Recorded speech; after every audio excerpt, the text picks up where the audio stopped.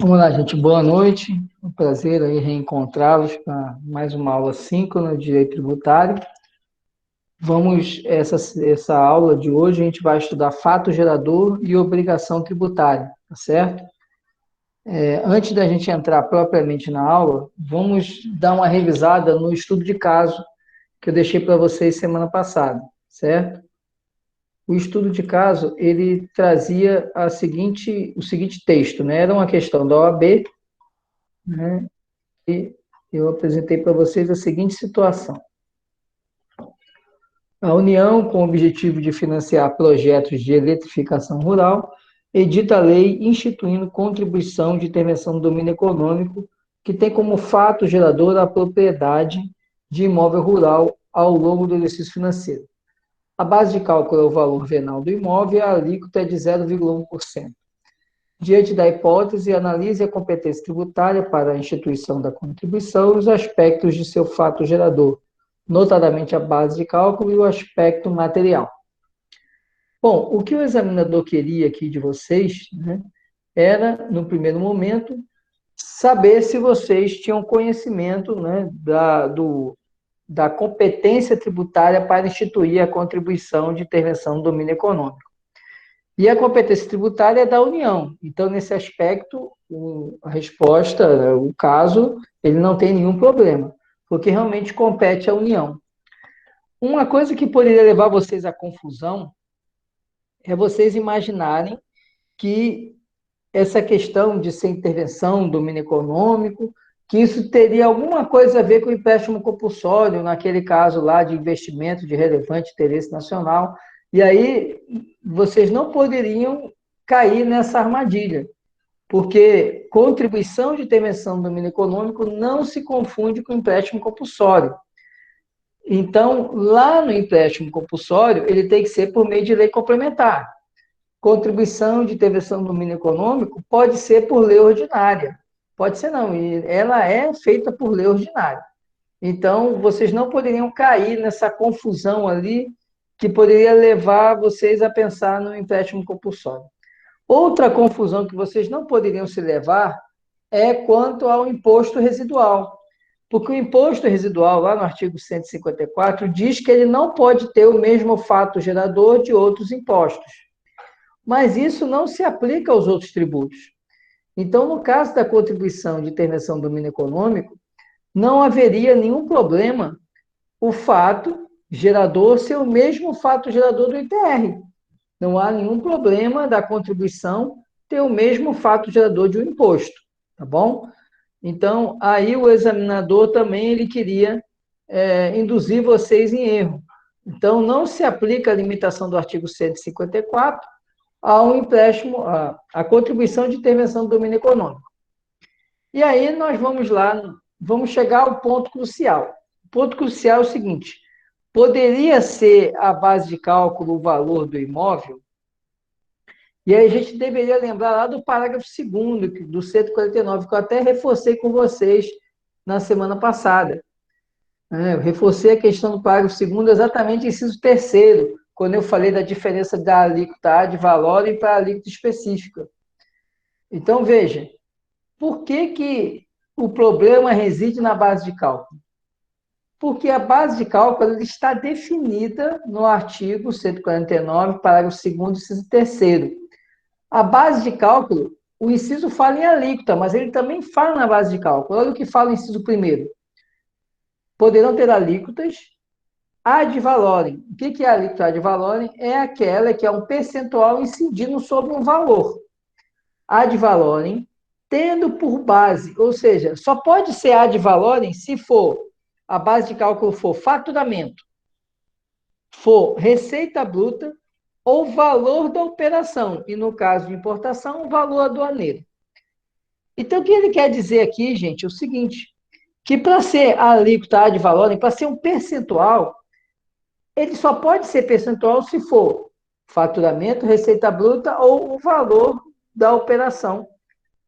Só pode ser nesses casos. E aí, o valor do imóvel não entra nessa base de cálculo. Então, o vício de inconstitucionalidade desse caso apresentado residia exatamente na violação da base de cálculo, Como é que poderia ter sido resolvida essa situação? Ao invés de ser uma base de cálculo de uma alíquota de 0,1 por 0,1% sobre o valor do imóvel, ele poderia fazer uma alíquota específica de acordo com o tamanho do imóvel, não teria problema nenhum. Por exemplo, R$ 1 por metro quadrado. Pronto. Ia lá, 1.000 metros quadrados, ia pagar R$ 1.000. A alíquota específica. Você, na alíquota específica, você tem um valor, um quanto definido, e esse quanto ele está atrelado a uma unidade de medida. Pode ser quilo, pode ser tonelada, pode ser metro, né? Pode ser metro cúbico, litro. O que interessa é que a específica é o valor X reais em relação à unidade de medida. Então, a maneira de resolver e de superar essa inconstitucionalidade era se a base de cálculo fosse, por exemplo, um valor específico, X reais, em relação à quantidade de metros quadrados. Aí você teria uma contribuição de intervenção no domínio econômico que estaria constitucional. Ok, gente? Alguma dúvida sobre o estudo de caso? Foi bem tranquilo, a maioria do pessoal acertou, aliás, a totalidade, né? Porque muitos foram lá, viram o gabarito. O importante é vocês terem entendido, né? Entendido o raciocínio, entendido os fundamentos, tá joia? Alguma pergunta sobre o estudo de caso? Tudo ok, João Vitor? Beleza, então vamos em frente. Professor, não sobre o estudo de caso, Certo. mas com relação à V1, já saiu o calendário e as nossas provas começam a V1 ou a V2? A V2, correto. Certo, certo. Começa na semana que vem. A de vocês é dia 3, não é isso? É dia 3? Isso.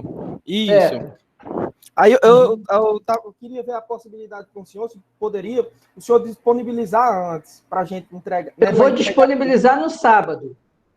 Não esse sábado agora, o outro sábado, né? O sábado antes da semana. Perfeito. Certo? Eu disponibilizo no sábado para vocês entregarem na quinta. Tá joia? Perfeito. Beleza? Mas eu vou liberar ele sábado. Sábado de manhã já vai estar disponível, né? Sem ser esse agora o outro, né? O anterior, à quinta-feira. E aí vocês vão ter o final de semana e tem ainda mais o próprio dia da prova, né? Se quiser fazer na terça-feira, vai poder usar o horário síncrono para isso. Tá? Na terça não, na quinta, né? Que é dia 3, né? Tá joia? Mas eu vou disponibilizar antes, tá bom? Maria Laís pediu para eu explicar melhor essa parte final. Vamos lá, Maria Laís. Vamos lá, então. Eu vou, então, revisar a questão da alíquota, tá? O que é uma alíquota ad valorem? Quando eu falo em alíquota ad valorem, é porque é sobre o valor. Ad é sobre, né? Valorem, valor. Alíquota sobre o valor. Quando eu tenho uma alíquota ad valorem, então, eu tenho um percentual que ele vai recair, ele vai ser aplicado sobre um valor específico. Então, por exemplo, no caso, a maioria dos tributos, eles têm alíquotas ad valorem. Por exemplo, vamos lá, o ICMS. Você tem lá uma alíquota de 18% sobre o valor da mercadoria. Então, se você compra uma mercadoria de R$ 100, vai aplicar a alíquota 18% sobre R$ 100, você vai ter R$ 18 de ICMS. Então, isso é uma alíquota ad valorem. Alíquota específica. Na alíquota específica, você tem um valor específico. Então, ele já diz assim, o contribuinte pagará R$ 1 por cada quilo de mercadoria. Então, você sabe que o imposto aí ele vai ser o quê? R$ 1 por quilo. O imposto, taxa, qualquer outro tributo. A alíquota específica é muito usada em taxa, né?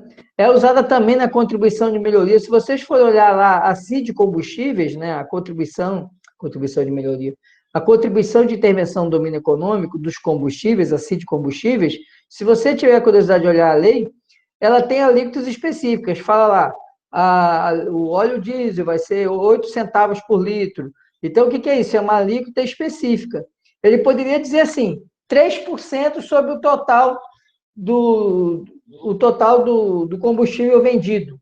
Aí você tem que pegar o valor do combustível, vendeu aqui R$ 1.000 de óleo diesel, então vai jogar 3%, ia dar lá né? R$ 330, né?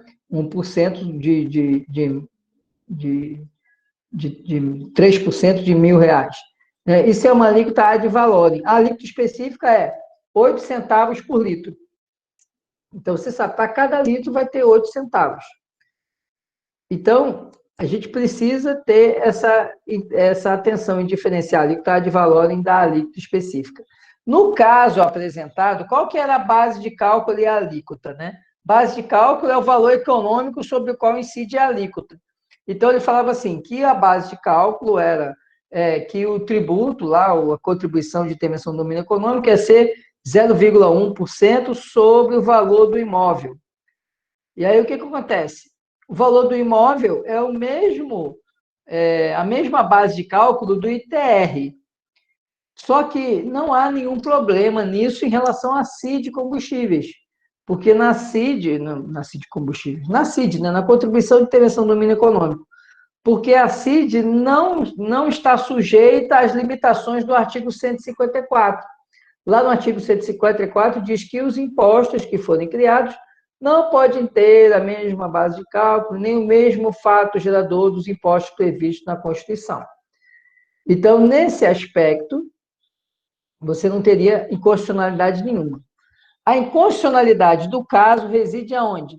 Reside em dizer o seguinte, 0,1% sobre o valor do imóvel.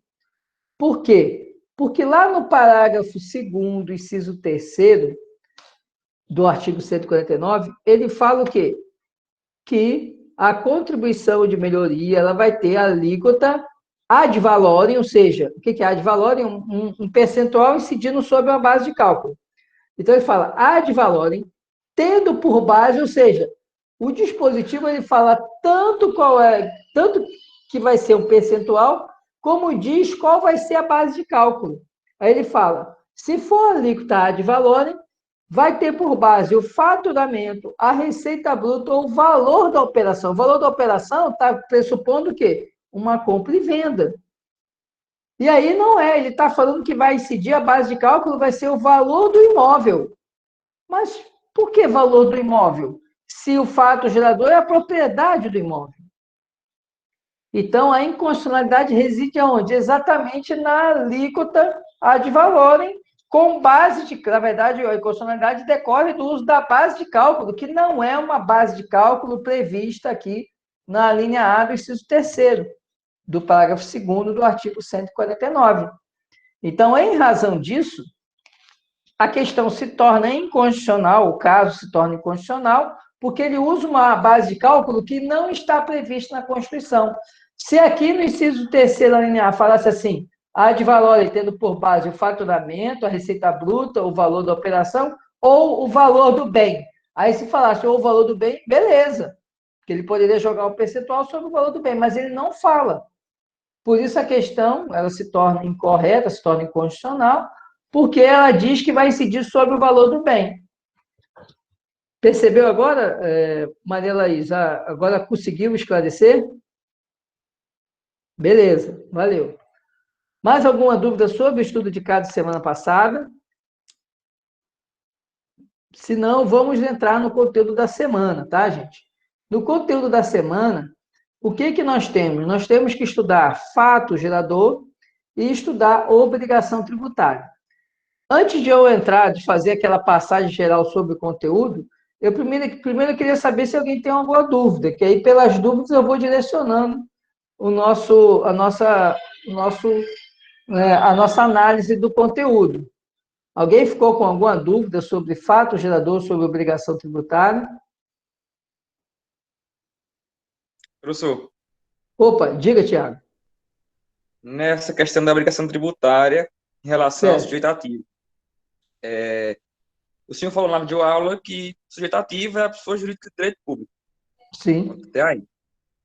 No livro que eu estava estudando, que é o Hugo de Brito, Uhum. ele fala assim, além delas, também a questão da autarquia em as pessoas jurídicas de direito público, E as fundações, né? e ele diz mais um elemento, que seria uma pessoa de direito privado que poderia ser, que seria o cartório. A minha pergunta é, se o cartório pode ou não pode ser? Rapaz, é controverso, sabe? Eu, na videoaula, lógico, eu boto aquilo que é mais claro, né? Eu não vou mergulhar nas controvérsias. Existe a discussão se o que se paga aos cartórios é um tributo ou se seria um preço público, tá? A natureza jurídica dos emolumentos no cartório, se é tributo ou se é preço público, tá? Aqueles que argumentam que isso é um tributo, argumentam que isso teria a mesma natureza jurídica de uma taxa, né? E, portanto, você estaria pagando uma taxa a um cartório que seria uma pessoa de direito privado. Tá? A par desse entendimento, tá, que eu respeito, mas eu não concordo. Tá? E por que eu não concordo? Porque cartório é uma outorga de serviço público. E se você for pensar bem, por exemplo, quando você quer reconhecer uma firma, né, você pode reconhecer uma firma em qualquer cartório. Como também você pode fazer um negócio e não reconhecer firma. Né? Você não existe ali uma prestação que seja exclusiva. Né? Lógico, se você for entrar nos imóveis, que aí você tem determinada região, só pode registrar no cartório, né? Mas aí já vai estar avançando muito no, no, na questão da discussão jurídica. Né? Mas me parece que a melhor conceituação do cartório é que é uma outorga, isso ninguém discute que é uma outorga de serviço público, e que aquilo que eles cobram, na verdade, não é um tributo, é sim um preço público, tá? E tanto é assim que se alguém deixa de pagar um emolumento, pois tem concurso porque é uma outorga de serviço público, né? Assim como tem também uma licitação para você ter uma concessão de uma rodovia, entendeu, Cleison? É uma forma de você selecionar algo que é público. Então, você abre para uma ampla concorrência, por isso que é um concurso. Então, eu entendo que o serviço cartorário é uma outorga de serviço público e, portanto, os emolumentos, eles não têm natureza jurídica de tributo. Eles têm natureza jurídica, ao meu sentir, e me parece que uma parte da doutrina respeitável pensa da mesma forma, tem natureza de preço público. Tanto é que, se você pesquisar outros doutrinadores, você não vai encontrar esse mesmo posicionamento. Tanto é que, se alguém não pagar os emolumentos, essa pessoa não vai escrita em dívida ativa. Se você falar no cartório, né, e digamos que você vá fazer lá uma escritura pública, e você não pague, né, deu cano lá no tabelião, o tabelião ele vai cobrar de você, ele não vai escrever você na dívida ativa, ele não tem nem legitimidade para inscrever você em dívida ativa. O que ele vai fazer? Ele vai tratar ação de cobrança. Né? Porque quem vai cobrar, quem vai pagar isso aí, é ele que vai ter que pagar o Estado. Porque o Estado vai cobrar dele por aquele serviço, que ele controla esse serviço através de selo eletrônico ou de selo de colar mesmo, né? Agora o selo já é eletrônico. Então, Tiago, lógico, eu respeito o Hugo de Brito, é uma doutrina que eu gosto muito, mas nesse ponto eu não concordo com ele. Até porque o Código Tributário não fala isso. O Código Tributário é expresso em falar em pessoa jurídica de direito público, entendeu, Tiago? Mas foi boa a sua observação, porque é bom que a gente aprofundou num tema que eu não trouxe, porque também na videoaula não tinha espaço para a gente abordar tudo, abordar as controvérsias, tá? Mas essa posição dele é uma posição controversa, tá bom, Tiago? É bom você saber que pode cair num. Se você for fazer concurso de cartório um dia, né, certamente vai se debruçar com alguma questão dessa, né? É uma questão recorrente de concurso de cartório, e se for uma questão discursiva, você vai dizer que, pela posição de Hugo de Brito Machado, seria, né, o cartório seria um sujeito ativo. Mas eu entendo que ele não é, porque cartório, inclusive, nem tem livro de dívida ativa. Para ser sujeito ativo, tem que ter livro de dívida ativa. Então, aí eu já derrubo, né, a posição do Hugo de Brito Machado com a mera constatação de que o cartório ele não faz registro de dívida ativa, no sentido de ele não é sujeito ativo, ele não registra alguém na dívida ativa. Senão todo cartório deveria ter um registro de dívida ativa, e não tem. Deveria ter um livro da dívida ativa. Tá certo, Tiago? Valeu, professor. Beleza? Aí a Maria Laís botou aqui, que ficou em dúvida quanto ao fato gerador na obrigação principal e acessória. Excelente, Maria Laís, porque sua pergunta vai me permitir caminhar por todo o conteúdo. Tá? Porque para eu explicar para você o fato gerador na obrigação principal e acessória, eu vou começar falando do fato gerador, depois, né? Então, eu vou dar uma geral agora, rapidinho.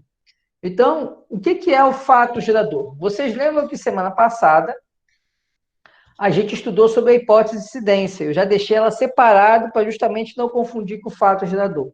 E a gente viu que a hipótese de incidência é aquela situação prevista na lei e que o legislador imagina, ou seja, ele tira do abstrato quais são as situações que, se ocorrerem, o tributo pode ser cobrado.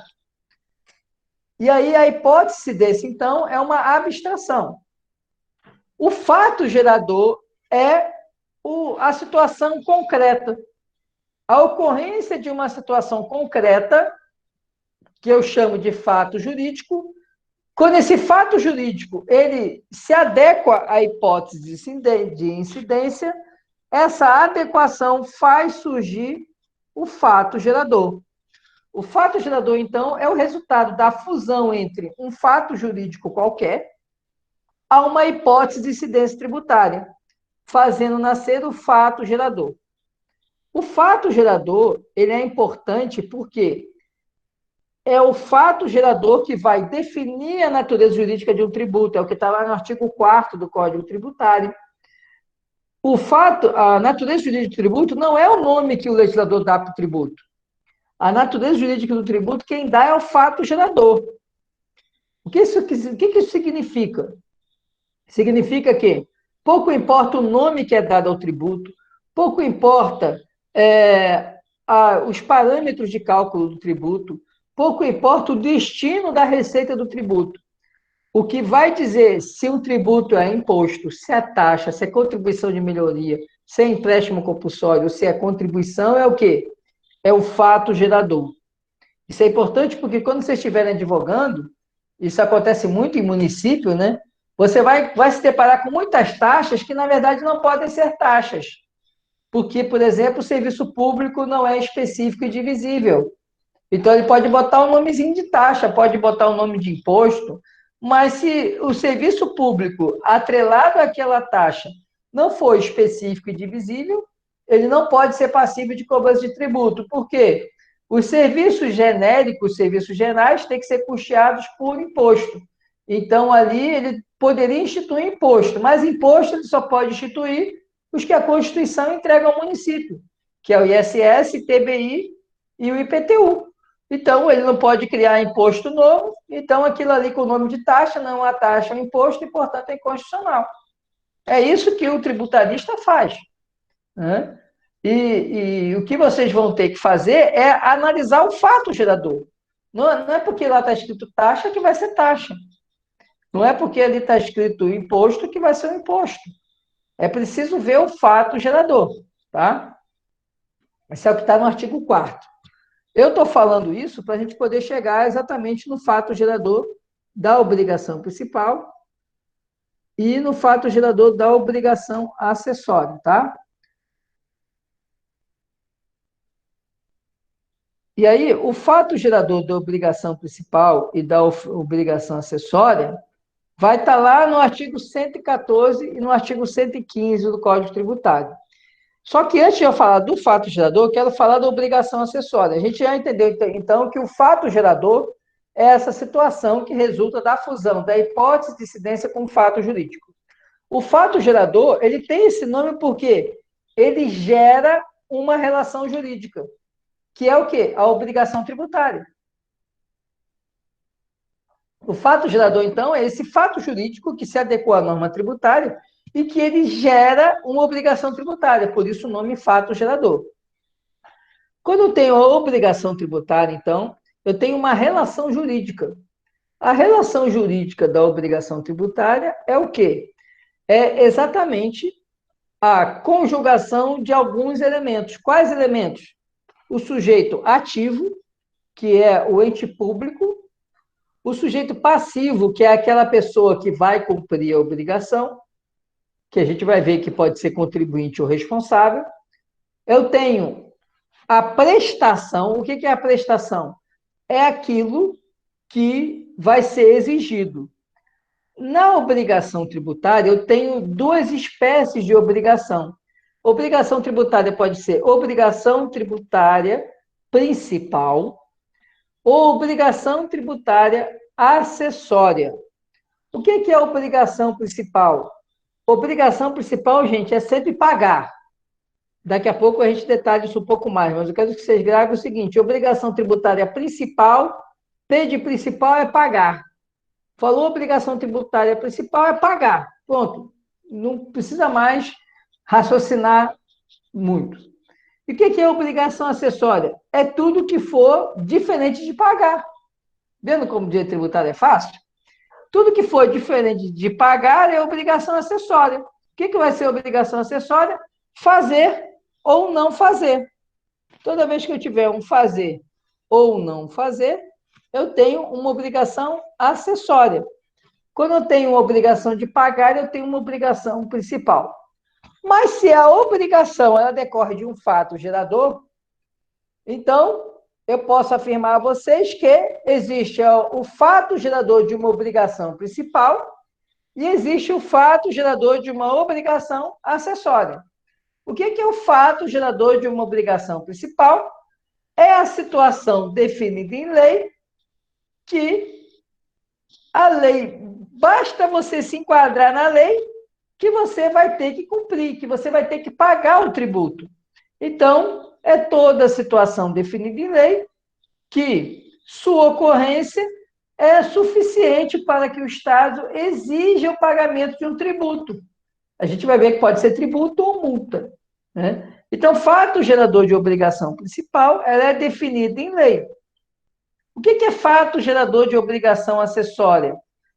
É as situações definidas na legislação. E aí, vejam bem a diferença.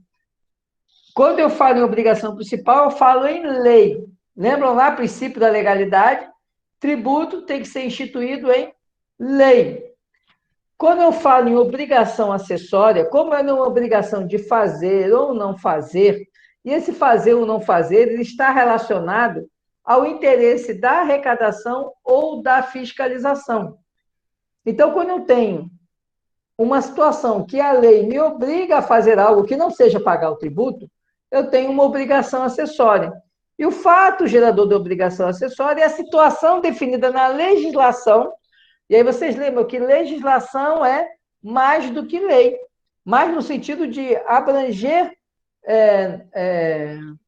atos jurídicos, né, atos legislativos maiores do que a lei. Porque legislação tributária, vocês lembram, é o quê? É a lei, é o decreto, é o tratado internacional e são as normas complementares, lembram? Legislação tributária engloba lei, decretos, tratados internacionais e as normas complementares. Então, eu posso ter uma obrigação acessória definida numa instrução normativa da Receita Federal.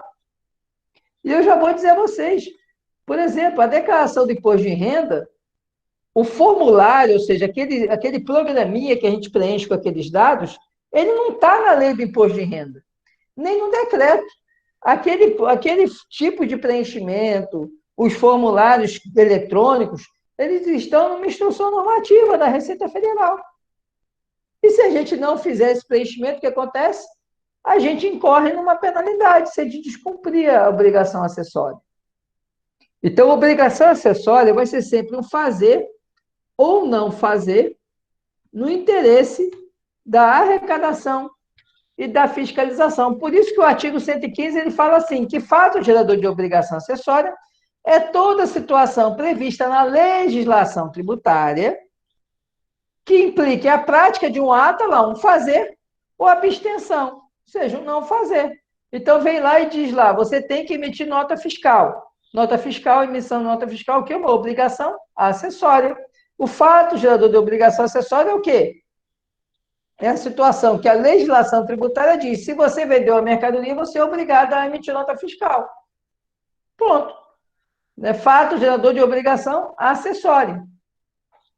Ok, Maria Laís? Esclareceu aí o que é fato gerador de obrigação principal, fato gerador de obrigação acessória? Beleza. Vamos lá, então. Tem mais alguma pergunta, gente? Se não, então eu vou fazer uma passagem geral. Eu já toquei em alguns pontos, né? O artigo 4º, que é um artigo importante, eu já comentei com vocês, né? E eu queria comentar, então, o artigo 118, né? A gente viu que o tributo, né? A natureza jurídica do tributo é definida pelo fato gerador do tributo. E a gente pode, então, ficar pensando o seguinte, para eu ter fato gerador, né, eu sempre tenho que ter um negócio jurídico válido, e aí o 118 vem dizer o seguinte, olha, a definição do fato gerador, ou seja, para eu saber se está acontecendo o fato gerador do tributo, não me interessa, ou seja, eu vou abstrair, eu não vou levar em conta, primeiro, a validade jurídica dos atos praticados. Pouco importa, então, se o negócio jurídico que está sendo praticado ele é válido ou não é válido. Não é? Então, vamos imaginar, você lá, quando pede para o seu filho de 10 anos ir no mercado, na mercearia, ali, comprar um pacote de leite. Quando ele vai nessa mercearia, ele está fazendo uma compra e venda. E ele é um menor, uma criança de 10 anos. Absolutamente incapaz, pode realizar negócios jurídicos sem o seu tutor? Não pode, né? Sob pena de nulidade do negócio jurídico. Só que para o fisco ele não quer saber. Pouco importa que quem fez essa compra e venda seja um absolutamente incapaz. Quem fez a compra, perdão, né? Quem celebrou esse contrato de compra e venda, seja um absolutamente incapaz. Porque isso aí não é relevante para o fisco. Porque o fato gerador acontece independente da validade jurídica do negócio, dos negócios, das situações que levam ao fato gerador. A mesma coisa é a questão dos efeitos do ato. Vamos imaginar agora uma pessoa que seja um pródigo e que é interdito, ou seja, ele foi interditado. Então, ele não pode realizar a compra e venda sem a assistência do curador. E ele vai e compra um imóvel. Faz a compra de um imóvel, ao comprar o imóvel, ele pratica o fato gerador do ITBI e ele tem que pagar o ITBI como contribuinte. Meses depois, o curador descobre que o interditário lá, o pródigo, fez a compra desse imóvel. O que o curador vai fazer? Vai entrar com uma ação para anular o negócio jurídico, já que ele foi praticado sem assistência do curador. Aí eu pergunto, anulado o negócio jurídico, ele tem o direito a receber o imposto que foi pago de volta? O que vocês acham? Não, né, Maria Laís? Não tem. Por quê? Porque o efeito do fato jurídico, ele independe, não interfere no fato gerador. Anulado esse negócio jurídico há 3 anos atrás, não adianta chegar no fisco e dizer, não, eu quero ITBI de volta porque anulou a compra e venda. Meu amigo, não cabe a devolução porque o fato gerador aconteceu, independente do efeito do ato. O ato ele perdeu a eficácia, ele foi anulado. Mas isso não vai tirar a natureza jurídica ocorrida do fato gerador. Certo? Exatamente, Emanuela. Mesmo sendo nulo, mesmo sendo ilícito, ele vai ser tributado. Esse artigo 118, gente, tem relação também com aquele princípio pecúnia non olet. Lembra que a gente estudou no início do semestre? O que era o pecúnia non olet? O dinheiro não tem cheiro. Pouco importa que aquele negócio ele seja contrário à lei. Se aquela situação jurídica é um fato gerador, o fato gerador aconteceu, ele não está preocupado com a natureza jurídica, melhor dizendo, com a validade do negócio. Imagina lá o traficante que tem lá mansão, muito dinheiro, e ele vai pagando imposto de renda, bonitinho, né? Vai pagando o IPTU da mansão dele, né? Compra dólar, paga o IOF quando compra dólar, tudo bonitinho, até o dia que ele responde ao processo penal, vai condenado por tráfico e o juiz decreta perdimento dos bens provenientes do tráfico. Pergunta, esse traficante pode ir lá pedir a devolução do IPTU dele? Porque ele perdeu o imóvel porque o juiz decretou o perdimento dos bens? Ele pode, lógico que não, né, galera? Exatamente, né? Chega a ser cômico, né, Maria Luísa? Imagina, né? Aí depois ele pedindo a restituição do imposto de renda porque ele perdeu tudo, foi tirado todo o patrimônio dele. Né? Logicamente que isso é inaceitável. E qual que é o fundamento? É exatamente o artigo 118, gente. Tá, Emanuel? Então você tem razão com a sua observação. Mesmo negócio nulo, mesmo negócio ilícito, se ele se adequa, olha lá, se aquele fato. Por isso que eu usei o termo fato jurídico, porque no fato jurídico a gente engloba também os atos nulos, não é isso? Quando você estudava lá no direito civil. Por isso que eu não falo em ato jurídico, eu falo em fato jurídico, porque até um ato nulo, se ele se adequar à norma tributária, você vai ter o fato gerador. Tem um fato gerador, obrigação tributária. Certo? Então, o artigo 118, ele trata exatamente disso. Tá bom?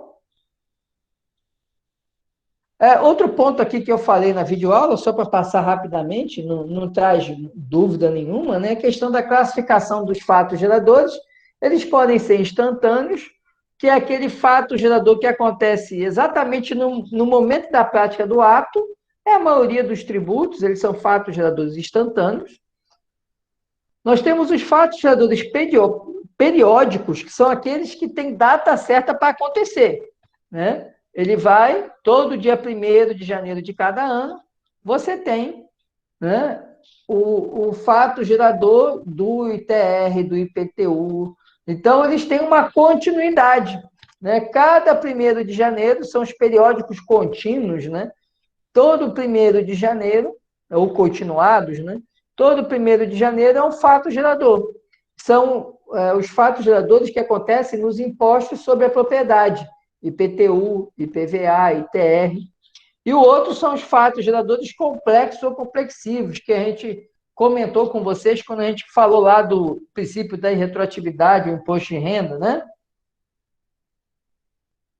No fato gerador complexivo, eu tenho um único ato.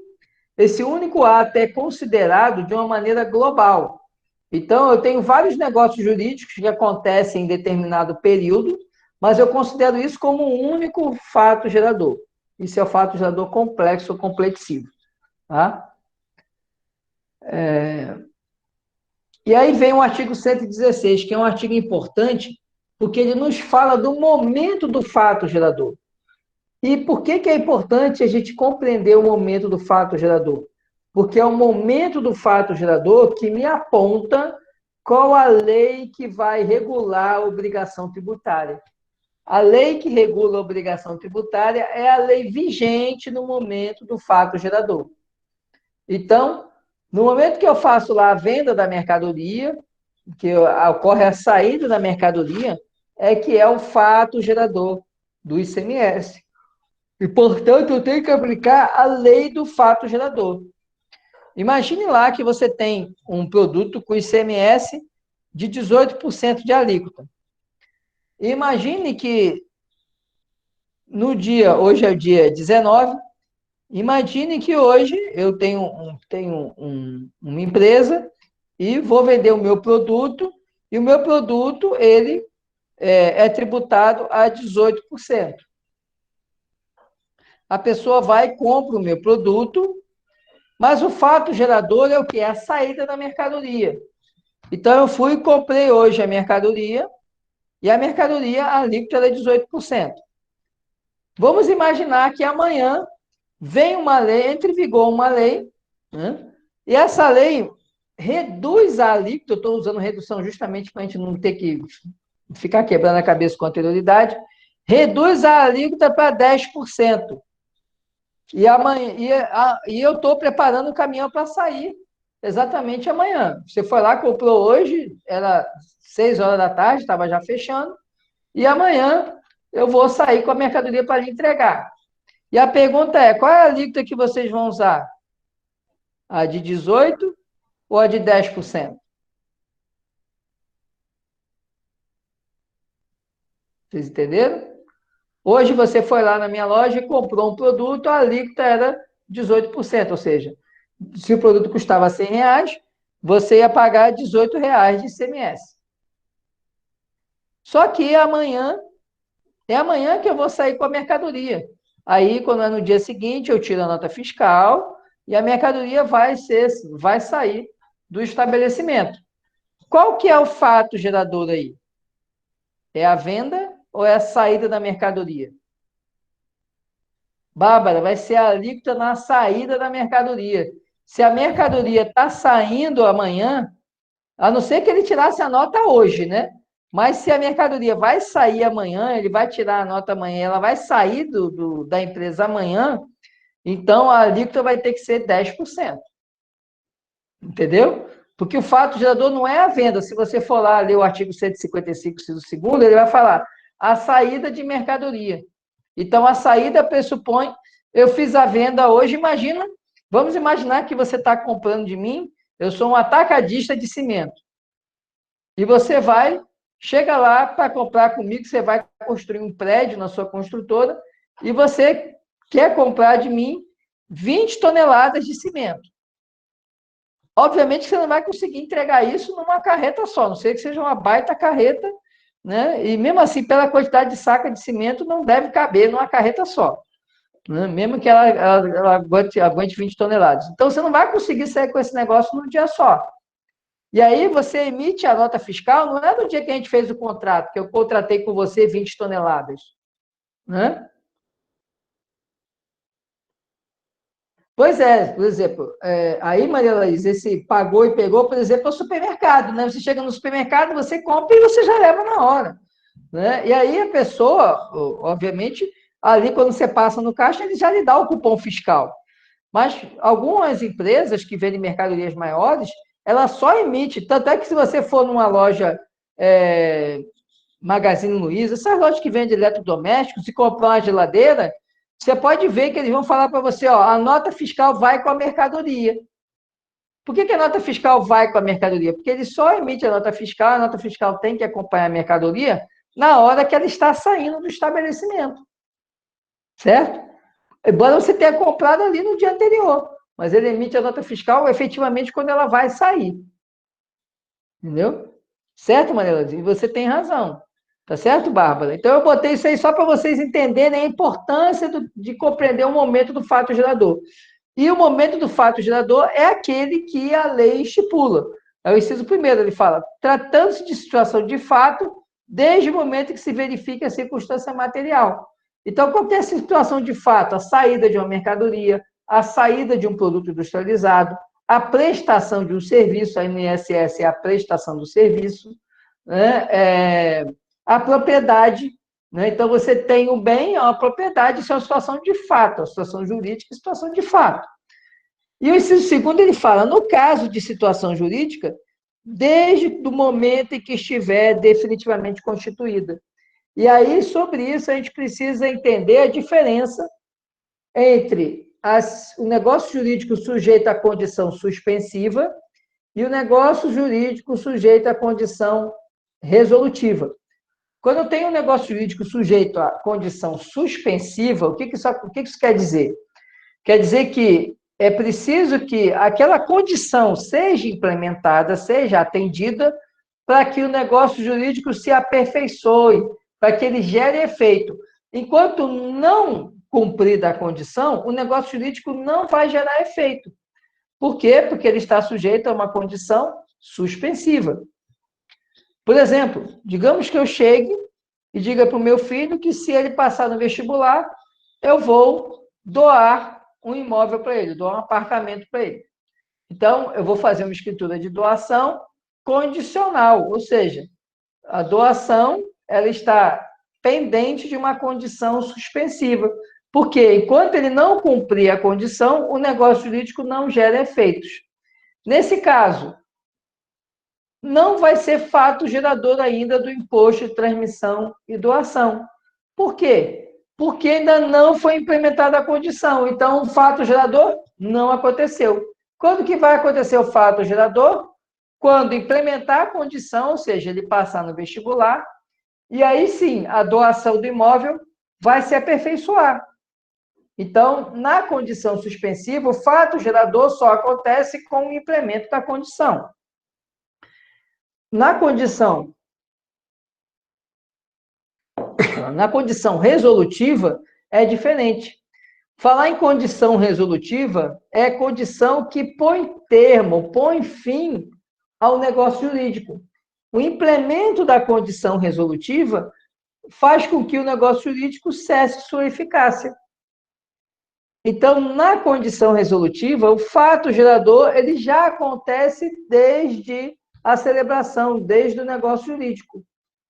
Então, se eu faço diferente, uma doação condicionada, eu dou o imóvel para o meu filho, mas ele está condicionado a que ele não mude de Juazeiro, ou seja, ele vai ter que morar sempre no imóvel.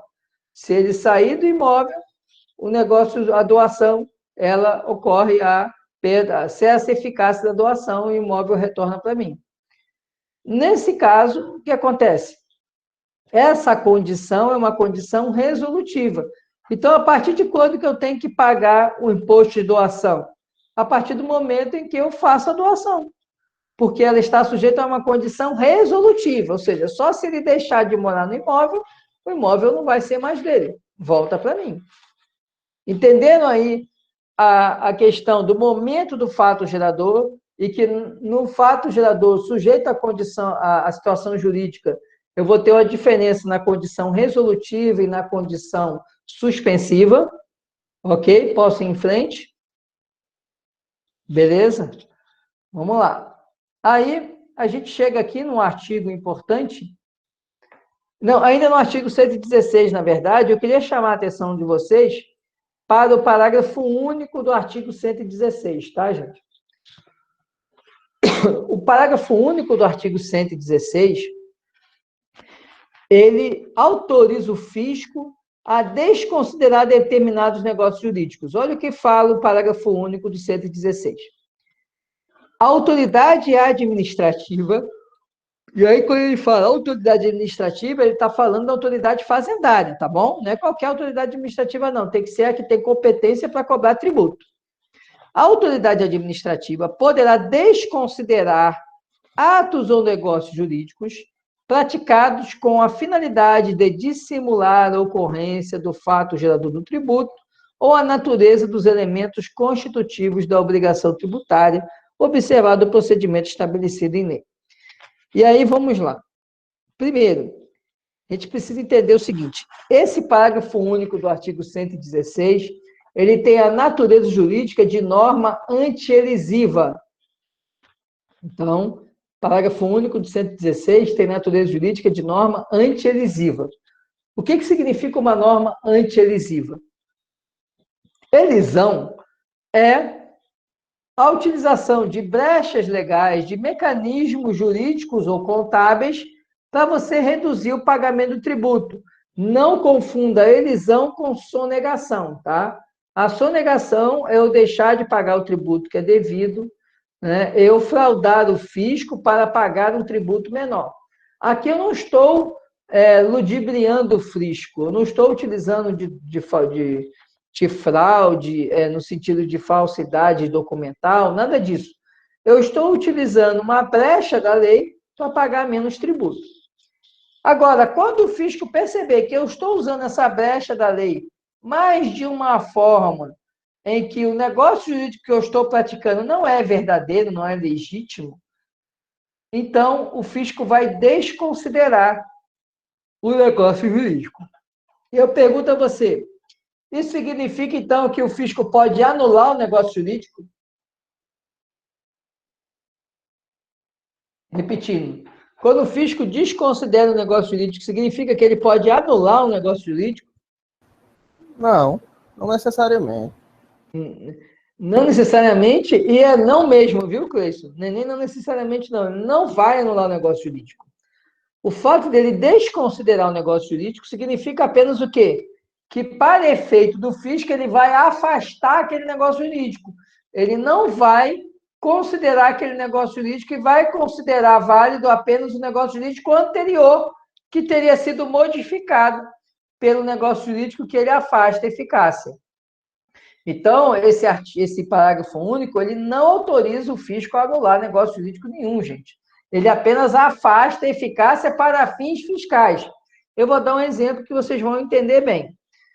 Por exemplo, aqui em Juazeiro, a lei do IPTU de Juazeiro autoriza, né, concede uma isenção para os idosos. Então, idosos são isentos de pagar IPTU. Sabendo disso, o que eu faço?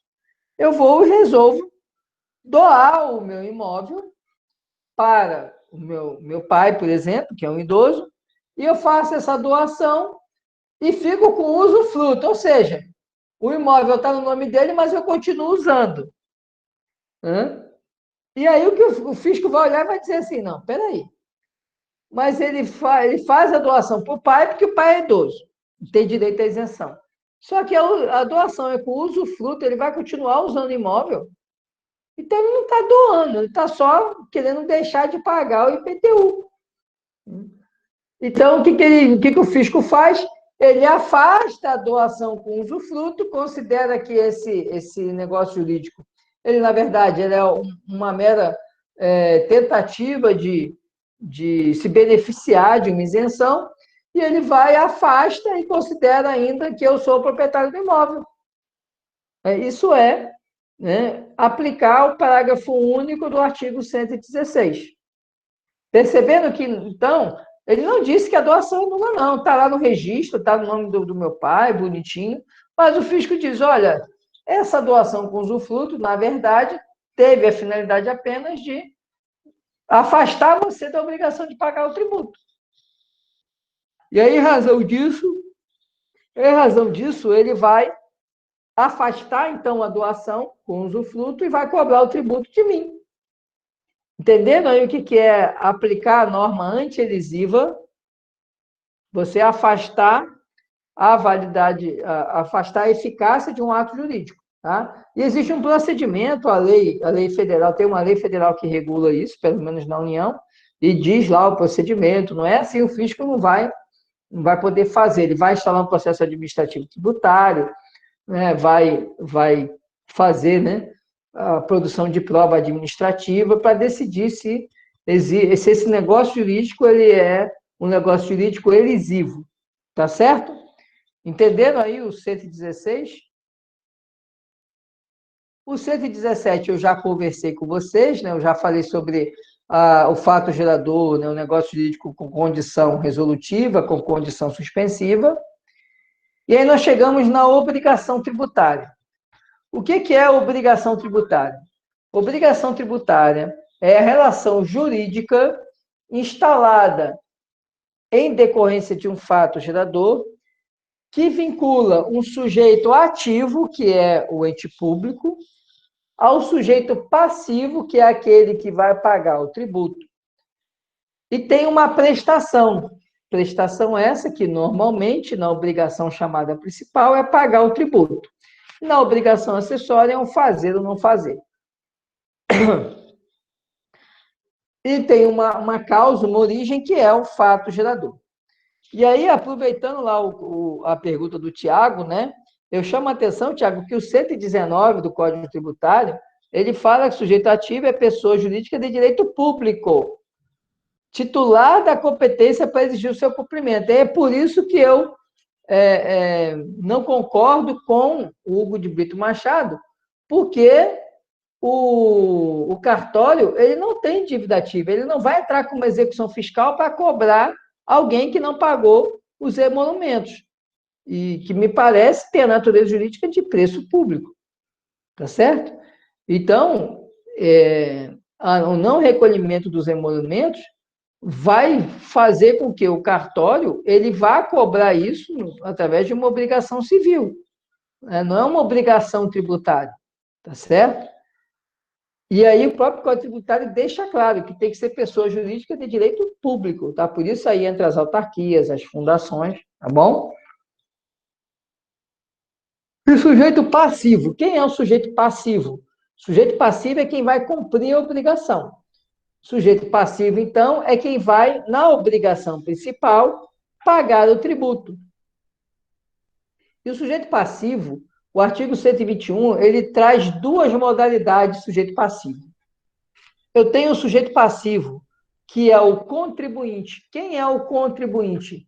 É aquele que pratica o fato gerador. O parágrafo único, lá, inciso 1º, ele fala que o sujeito, o contribuinte, é aquele que tem relação pessoal e direta com o fato gerador. Olha, gente, ter relação pessoal e direta com o fato gerador significa o seguinte: significa que eu pratico o fato gerador. Se eu tenho uma relação pessoal e direta com a propriedade do veículo, quer dizer o quê? Que eu sou o proprietário. Se eu sou proprietário do veículo, eu pratico o fato gerador, gente. Então, apesar do inciso 1º do parágrafo único do 121 falar em pessoa, o contribuinte é aquele que tem relação pessoal e direta com o fato gerador. Gente, é só gravar. Contribuinte é quem pratica o fato gerador, ponto final. Certo? É isso que é contribuinte, é quem praticou o fato gerador. Certo? E o responsável tributário? Responsável tributário é aquele que a lei manda pagar o tributo. Ele fala aqui, sem se revestir na condição de contribuinte, sua obrigação decorre de lei. Ou seja, primeiro eu vou ver quem é o contribuinte, porque a rigor quem vai pagar o tributo é o contribuinte, que é ele que pratica o fato gerador. Quando a lei ela não quiser cobrar do contribuinte, ela vai dizer quem é que vai pagar, e vai dizer lá que vai ser o responsável tributário. Um exemplo de responsável tributário, vocês vão estudar responsabilidade no próximo semestre, um exemplo de responsável tributário, por exemplo, é o pai em relação aos filhos menores, está lá no artigo 134 do Código Tributário. O pai, né, ele é responsável pelos tributos devidos pelos filhos menores. Vamos imaginar uma criança que receba um imóvel em doação. Né? Foi lá e doaram para ele um imóvel. A partir do momento que ele é proprietário do imóvel, pouco importa que ele seja uma criança. Se ele é proprietário, ele pratica o fato gerador e, portanto, ele é contribuinte do IPTU. Vamos imaginar que é um imóvel urbano. Mas, vemos e convenhamos, imagina uma criança de 5 anos. Ela nem sabe o que é IPTU, muito menos que ela tem que entrar no site do município, lá da Secretaria de Finanças ou de Fazenda do município, para expedir a guia do IPTU, para depois entrar no Internet Bank ou ir lá na agência bancária pagar. Então, o que acontece? O artigo 134 do Código Tributário diz que os pais são responsáveis pelos tributos devidos pelos filhos menores. Então, o que acontece? O pai é que vai ter que ir lá pagar isso aí. Né? Não vai ser a criança. Por quê? Porque é um menor, então o pai é responsável pelos tributos devidos pelos filhos menores. Né? Isso é uma responsabilidade tributária. É o pai que praticou o fato gerador com a propriedade do imóvel? Não. Quem é proprietário é o filho. Mas o artigo 134, primeiro, diz que o pai é responsável pelos tributos devidos pelos filhos menores. E aí, por isso, o pai vai ter que efetuar o pagamento desse tributo.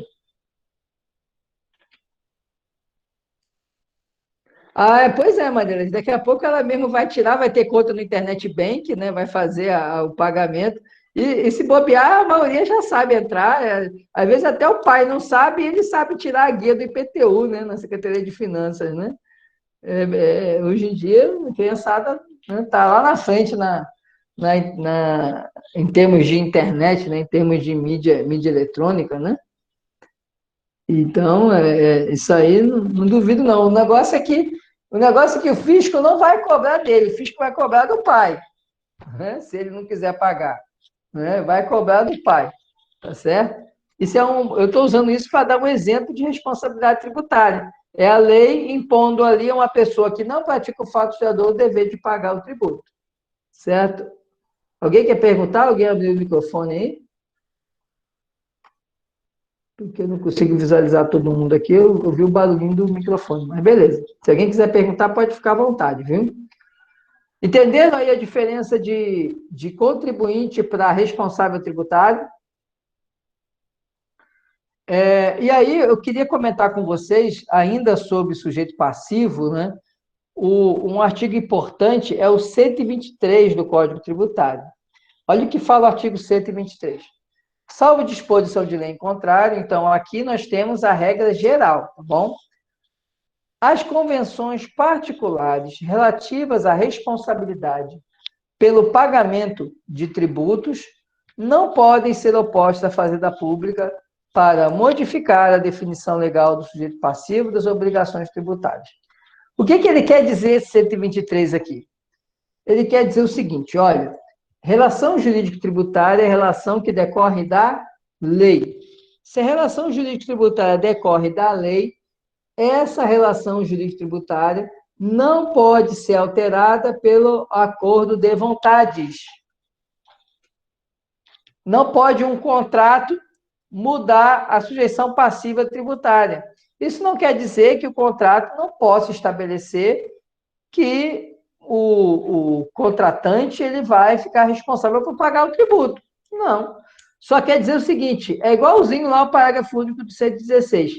Para o fisco, esse contrato não interfere em nada, ele vai cobrar de quem pratica o fato gerador.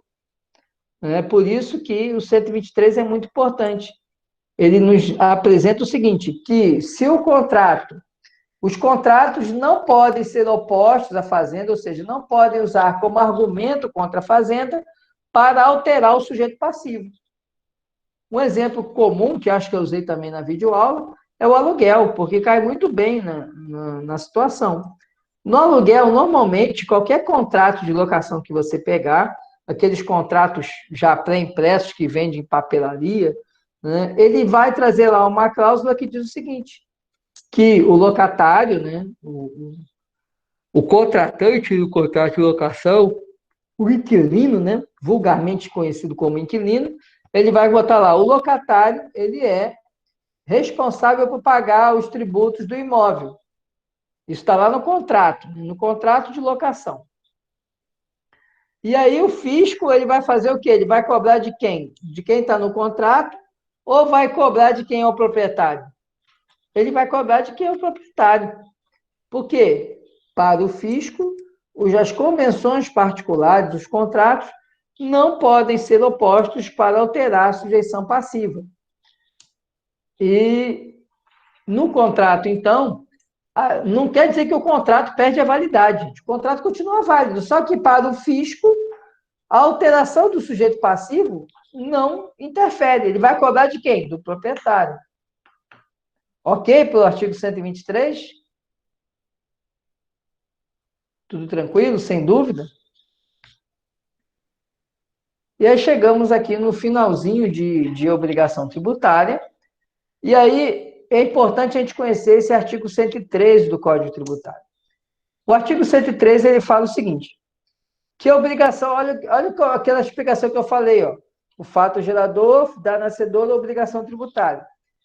Ele fala aqui, a obrigação tributária, ela pode ser principal ou acessória. Então, a gente vai ver que obrigação tributária, vocês viram quando eu comentei sobre fato gerador, né?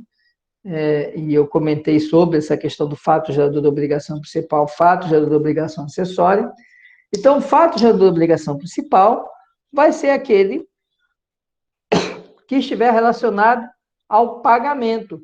Como eu disse, principal pagamento, fato gerador, a obrigação principal acessória, a obrigação principal está relacionada ao pagamento de um tributo ou penalidade pecuniária. E aí, gente, muito cuidado. Quando ele fala em penalidade aqui, não é qualquer multa, não. Tem que ser multa tributária, tá bom? Somente a multa tributária é que pode levar, né, a característica de uma obrigação tributária principal, viu? A multa de trânsito, a multa ambiental, elas são dívidas de natureza não tributária, tá bom? Agora, a multa decorrente de descumprimento de norma tributária, ela tem a natureza jurídica, né, de uma obrigação principal acessória. Obrigação tributária principal. E aí, por que eu falei acessória? Porque eu já estava pensando aqui no parágrafo 3º. O parágrafo 3º, ele fala assim, a obrigação acessória, pelo simples fato de sua inobservância, se converte em principal quanto à penalidade pecuniária. O que ele quer dizer? Obrigação principal é sempre obrigação de pagar, principal pagar. Se eu deixo de cumprir uma obrigação acessória, ou seja, se eu deixo de fazer algo que a legislação tributária me manda, se eu deixo de deixar de me abster, né, a respeito de determinada conduta, que é obrigação tributária, que a legislação tributária impõe, a consequência disso é o quê? Como eu descumpri uma obrigação acessória, a obrigação acessória se converte em principal relativamente à multa. É o que fala o parágrafo 3º. O que é essa conversão? Eu não vou mais cobrar o cumprimento da obrigação acessória. Vocês podem procurar, vocês não vão encontrar nenhuma ação de execução fiscal cobrando que a pessoa dê cumprimento a uma obrigação acessória. Se o indivíduo não emite nota fiscal, o fiscal pegar, ele vai dar uma multa e pronto. Não tem mais que tirar a nota para regularizar. Não, tá aí a multa e você vai pagar a multa para você poder não voltar a descumprir a norma tributária. Então, atenção, o parágrafo 3º diz que o descumprimento da obrigação acessória converte-se em principal em relação à multa. Não confundir isso, como eu disse, com a penalidade de trânsito, com a penalidade ambiental. Essas multas, elas não têm natureza tributária. Elas são cobradas, elas são escritas em dívida ativa e cobradas como dívida de natureza não tributária. Agora, a multa tributária, ela é uma dívida tributária, ela é cobrada exatamente por meio da ação de execução fiscal. Então, obrigação acessória descumprida, surge uma multa tributária. É isso que a gente precisa entender. E a obrigação principal, então, é pagar o tributo, ou a penalidade pecuniária decorrente do descumprimento da legislação tributária. E a obrigação acessória é o quê? É tudo que não for pagar o tributo. É tudo que for fazer ou não fazer no interesse, né, da administração e da fiscalização tributária. Isso é obrigação acessória. Certo? Entenderam aí a obrigação acessória, entenderam a conversão da obrigação acessória em principal?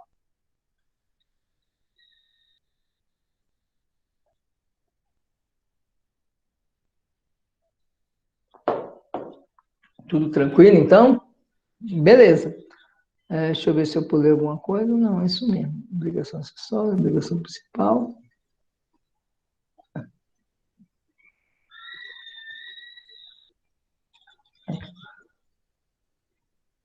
Por enquanto, sem dúvida, né, João Vitor? Até a V2, né? A V2 está tranquilo. Agora, também, quem fizer força para ir para a AVF, gente, não tem perdão não, viu? Tá tranquilo, a V2 está tranquilo. Está mais tranquila que a V1. Mas, mas também quem for para a AVF está lascado. O próximo sábado, né? Quando liberar a V2, né? Já está pronta, professor, a V2? Já, está pronta já. Pois libere, homem, para nós fazer logo, para nós terminar, acabar logo o ano. Tem conteúdo ainda. Semana que vem tem aula. Mas a gente vem assistir, eu me comprometo em estar aqui semana que vem assistir. Não, mas aí uma das questões está na aula de semana que vem. Aí como é que eu vou dar uma prova se eu não dei conteúdo? É bom que a gente já faz a prova assistindo a aula do senhor. Tá bom, vou lembrar disso. Tá certo. Não, sábado que vem eu libero. Aí vocês vão assistir, vão ter estudado o conteúdo, né? E aí vocês vão fazer a prova tranquilo. Em trio, em 30 minutos vocês fazem essa prova. Cada um fazendo uma. Será semelhante à V1? Trio. Do mesmo jeitinho. Até 3, né? Quem quiser fazer só individual, quem quiser fazer em dupla, não tem problema. Até 3 no máximo do grupo, e são 3 estudos de caso. Igualzinho, do mesmo jeito. Certo? Perfeito. Só que os estudos de caso estão mais fáceis do que da V1. Glória, viu? Pois é. Você é uma pessoa muito maravilhosa, viu? Aí é por isso que eu falei também. Quem for para a AVF, tá lascado, viu? Quando o senhor morrer, vai direto pro nosso lar. Já tô nele. Em nome de Jesus. Mas é isso, gente. Em termos do que eu tinha para conversar com vocês, era só para reforçar esses pontos, né, que Algumas coisas eu não falei na videoaula e outras eu trouxe aqui, outras, né, a videoaula já supriu. Eu queria saber se alguém tem mais alguma pergunta, alguém ficou com alguma dúvida, queria que eu esclarecesse melhor algum aspecto do que foi estudado. Se não tiver, eu vou encerrar aqui, deixa eu logo liberar o estudo de caso. Rapidinho.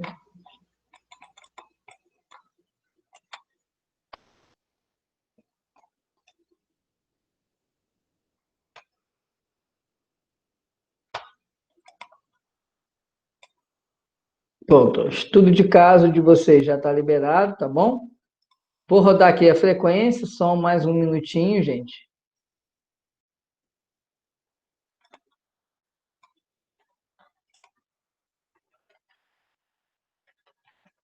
Pronto, beleza, frequência já gerada, gente. Então, muito obrigado aí pela atenção de vocês, bom resto de semana, bom final de semana. Não deixe de fazer o estudo de caso, que ainda não completou os 3 estudos de caso para fechar os 3 pontos da AVP, certo? E na próxima quinta nos encontramos de novo, temos aí o último conteúdo, é solidariedade, domicílio tributário e capacidade tributária, são conteúdos bem curtos, mas uma das questões da AV2 vai sair dessa aula da próxima quinta, né? E, no mais, bom final de semana e até nosso próximo encontro.